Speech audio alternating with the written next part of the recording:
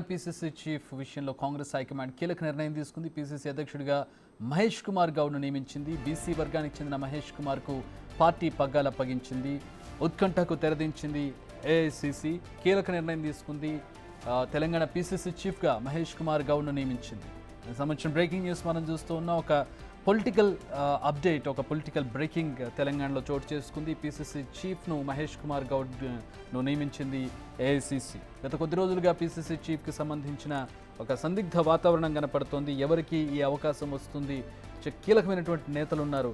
ఈ నేతల్లో ఎవరికి పీసీసీ చీఫ్ పదవి వస్తుందనే ఒక సందిగ్ధ వాతావరణం నెలకొంది కాంగ్రెస్ పార్టీలో. సో చివరిగా దానికి తెరదించుతూ ఏఐసీసీ నిర్ణయం తీసుకుంది. తెలంగాణ పీసీసీ చీఫ్గా మహేష్ కుమార్ గౌడ్ను ప్రస్తుతం నియమించింది. మహేష్ కుమార్ గౌడ్ ప్రస్తుతం ఎమ్మెల్సీగా ఉన్నారు. బీసీ వర్గానికి చెందిన మహేష్ కుమార్కు ప్రస్తుతం పార్టీ పగ్గాలు అప్పచెప్పింది అధిష్టానం. రైట్, మా ప్రతినిధి శివ ఢిల్లీ నుంచి జాయిన్ అవుతున్నారు. ఏఐసీసీ తీసుకున్న నిర్ణయానికి సంబంధించి మాట్లాడదాం శివతో. శివ, ఎట్లాంటి ఈక్వేషన్స్తో మహేష్ కుమార్ గౌడ్ను నియమించారు? ఎందుకంటే చాలామంది ఆశావాహులు ఉన్నారు, చాలామంది వెయిట్ చేస్తూ ఉన్నారు, అలాగే సీనియర్స్ ఉన్నారు. అయినా కూడా మహేష్ కుమార్ గౌడ్ని మాత్రం ఎందుకు నియమించారు? ఎట్లాంటి సమీకరణలు ఆయన్ను నియమించడంలో కీలక పాత్ర వహించాయి? రైట్ చక్రి, బీసీ సామాజిక వర్గానికి సంబంధించి వీరన్నట్లుగా అనేక ఈక్వేషన్స్ చూసుకుని అక్కడ సీనియర్లు, జూనియర్లు, పార్టీ కోసం కష్టపడి పనిచేసిన వారు, పాలనా అనుభవం ఉన్న వారికి మాత్రమే పట్టం కట్టాలనే యోచనలో కాంగ్రెస్ అధిష్టానం ఉంది. దానిలో భాగంగానే తెలంగాణ పీసీసీ అధ్యక్ష పదవి బీసీ సామాజిక వర్గానికి ఇవ్వాలనే నిర్ణయం తీసుకున్నారు. దానిలో భాగంగానే కొద్దిసేపటి క్రితమే కేసీ వేణుగోపాల్ ఒక ప్రకటన విడుదల చేశారు. కాంగ్రెస్ పార్టీ జాతీయ అధ్యక్షులు మల్లికార్జున ఖర్గే ఆదేశాలతో ఈ ప్రకటన విడుదల చేశారు.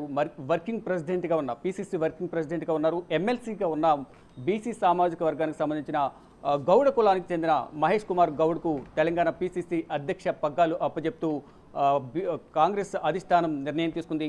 దీనికి సంబంధించి గతంలోనే 2 నెలలుగా కూడా తర్జన పడుతున్నారు. అనేక మంది ఆశావాహులు అనేక విధాలుగా శతవిధాలా ప్రయత్నించారు. ఇటు ఢిల్లీ వచ్చి అధిష్టానం పెద్దలతో మంత్రాలు జరిపారు. దాదాపు మొదటనే 2 నెలల క్రితమే దాదాపు మహేష్ కుమార్ పేరు ఖరారైనప్పటికీ కూడా మరికొన్ని ఈక్వెషన్స్ చూడాలి అనే యోచనలో ఉన్నట్లుగా ఇప్పటి వరకు లేట్ చేశారు. కానీ మొదటి నుంచి కూడా ఇటు రేవంత్ రెడ్డి కానీ ఇటు అధిష్టానం కూడా బీసీ సామాజిక వర్గానికి సంబంధించి ఇద్దరు పేర్లు ప్రధానంగా వినిపిస్తున్న నేపథ్యంలో ఇక్కడ మధ్యాష్కి గౌడ్ లేదా మహేష్ కుమార్ గౌడ్ ఇద్దరు ఎవరికి ఈ పీసీసీ అధ్యక్ష పదవి ఇస్తారు అనే దానిపై అనేక ఊహాగానాలు వ్యక్తమయ్యాయి. కానీ ఈ ఇద్దరిలో పీసీసీ అధ్యక్ష పదవి ఇస్తే మాత్రం మహేష్ కుమార్ గౌడ్కే వస్తుంది అనేది అందరూ కూడా అనుకున్నారు. దానికి అనుగుణంగానే అధిష్టానం కూడా మహేష్ కుమార్ గౌడ్ వైపే మొగ్గు చూపింది. గతంలో కూడా ఢిల్లీ పర్యటనలో ఉన్న సందర్భంలో బిగ్ టీవీతో మాట్లాడిన సందర్భంలో కూడా ఆఫ్ ద రికార్డులో పీసీసీ అధ్యక్షుడిగా ఎవరు ఉంటారని అడిగిన నేపథ్యంలో అధిష్టానం ఆశీస్సులు నా వైపే ఉన్నాయి, నాకే పీసీసీ అధ్యక్ష పదవి ఇస్తారు అనేది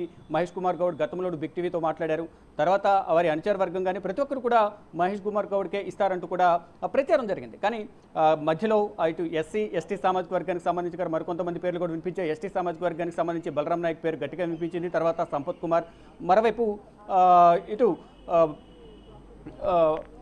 అడ్లూరి లక్ష్మణ్ పేరు కూడా ప్రధానంగా వినిపించింది. కానీ ఫైనల్గా బీసీ సామాజిక వర్గానికే ఈ పీసీసీ అధ్యక్ష పదవి అప్పచెప్పాలనే యోచనలు అయితే కాంగ్రెస్ అధిష్టానం నిర్ణయం తీసుకుంది. దానికి అనుగుణంగానే ఈ పీసీసీ అధ్యక్ష పదవిని బీసీ సామాజిక వర్గానికి సంబంధించి గౌడ్ కులానికి చెందిన మహేష్ కుమార్ గౌడ్కు కాంగ్రెస్ అధిష్టానం కట్టబెట్టింది. అయితే ఇక ఎమ్మెల్సీగా ఉన్నారు, సీనియర్ నాయకుడిగా ఉన్నారు. ప్రతి సందర్భంలో కూడా పార్టీ అధికారంలో ఉన్నా లేకపోయినా పార్టీ బలోపేతం కోసం పార్టీ కోసం కష్టపడి పనిచేశారు.